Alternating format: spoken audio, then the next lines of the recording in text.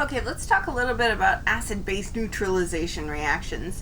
And in order to talk about neutralization, we have to talk about kind of the pH scale. The pH scale is the way that we measure how acidic or how basic things are. And you've heard of pH, of course. You may not have known that pH stands for power of hydrogen.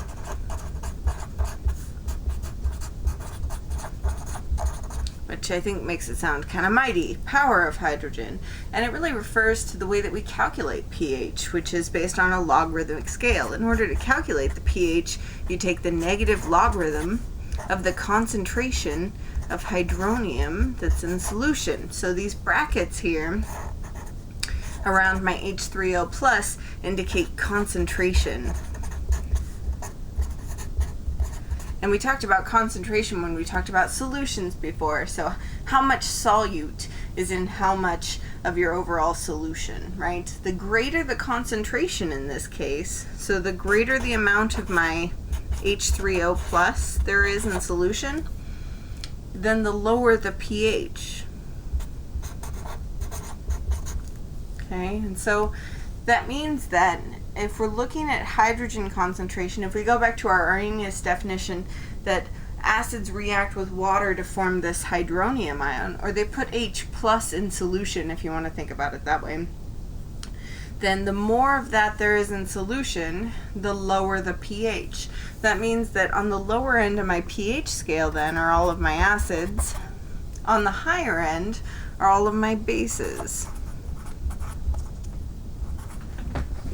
And the scale goes from 0 to 14, and we can kind of talk about that later on. It's not as important right this second in terms of the calculation and why, but it's a 0 to 14 scale. And right in the middle then is 7, and that's what we call neutral. So when we're talking about an acid-base neutralization reaction, we're talking about reacting something from the acid side of things, from a lower pH, with something from the basic side of things, from a higher pH or an alkaline pH, and you end up somewhere right in the middle. So on the pH scale, just to give you an indication, water and many of our bodily fluids are right at 7. So in terms of bodily fluids, our saliva tends to be a little bit more on the acidic side, which makes sense because it's the start of our digestion. And our blood tends to be a little bit on the alkaline side, like 7.2 or 7.4 or something like that. So on the higher end of neutral, but still in the 7 range. If you think about things like stomach acid, that's around here at like 2. Soda pop is kind of at the 3 range. Lemon juice can be down at the 2 range. Battery acid is kind of down here as well. If you think about like coffee and tea, that sits there at like 4. It just kind of depends on how concentrated all your solutions are. On the basic side of things like baking soda tends to be around 9. Ammonia can also be up there in the kind of 10 range. Bases, stronger bases like lye, like sodium hydroxide, can be up in the 14 kind of range when they're really concentrated. If you think about hair removal, like Nair type products tend to be up at like 12, and if you've ever used hair removal products like Nair, you know that they just sting like nobody's business. And part of the reason for that is the base. It's so basic, it's reacting with the oils in your skin, which helps to remove the hair, right? Because it's you have oils that are produced around the follicles of your hair, and then you remove all of those. It's basically turning them into soap, and then you kind of wash everything away. But you've basically damaged the first layer of your skin along with all the oils in the process. So anyway, that kind of gives you an indication of the overall pH scale. Let's talk a little bit about these neutralization reactions then. So we're reacting together an acid with a base, and it puts us somewhere in the middle. So the chemistry of the process is we have some sort of acid, something that's low pH. It reacts with a base, and the first product that always forms when you react them together is good old H2O, is water.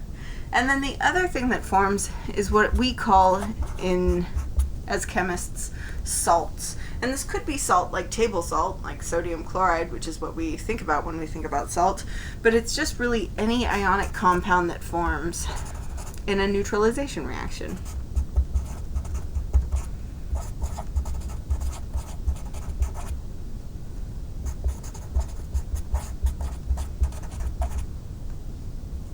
And the way that it forms is through the cation from the base and the anion from the acid.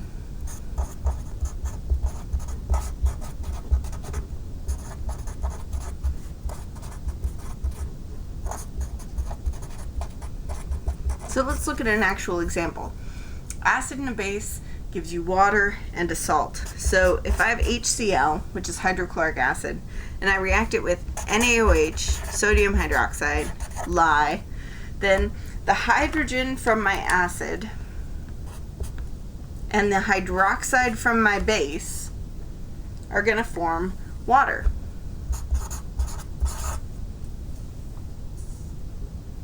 Okay.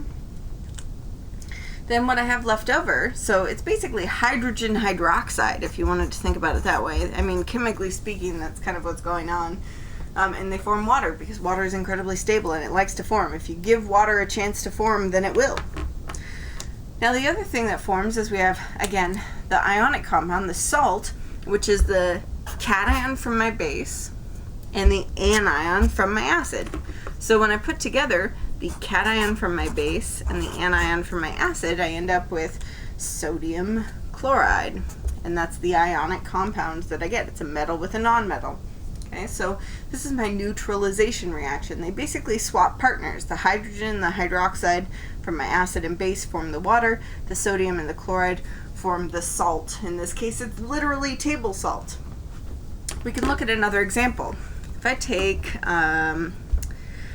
let's say, nitric acid, HNO3, nitric acid. That's another strong one. NO3 is nitrate. It's a polyatomic ion that we talked about early in the quarter. When we react that with potassium hydroxide, potassium's in the same column as sodium. It's an alkali metal. So when we have an alkali metal with a hydroxide, it acts as a base. When I react nitric acid with my potassium hydroxide, then I end up with water first and foremost, the hydrogen from my acid, the hydroxide from my base, and then I end up with KNO3, the cation from my base, potassium, the anion from my acid, which in this case is the polyatomic nitrate. So this gives me potassium nitrate. Potassium nitrate historically has been called saltpeter.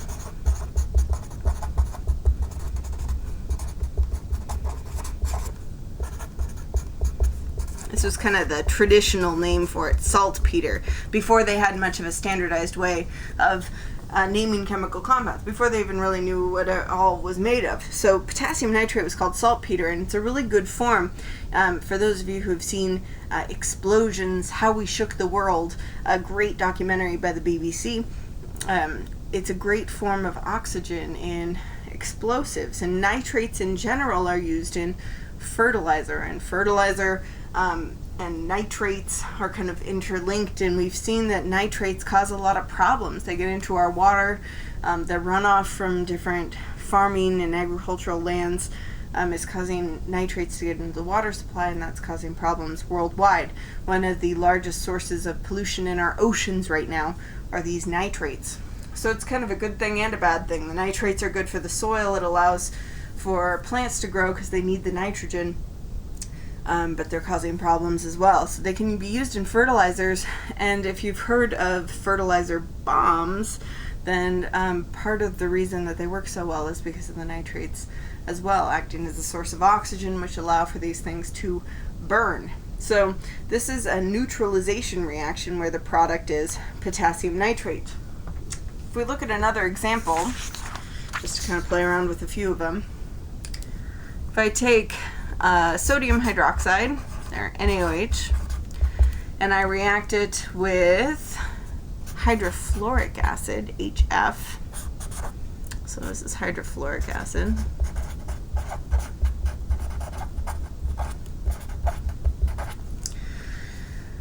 Then the first product that always forms is water. Now you note that I wrote them in the opposite way this time. I'd put my base first and then the acid. It doesn't matter the order that you find them in, they will still do the same chemistry.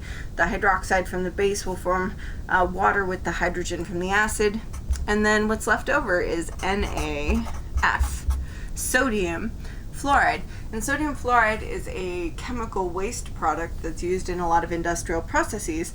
And sodium fluoride is what we add to our drinking water when we fluoridate it.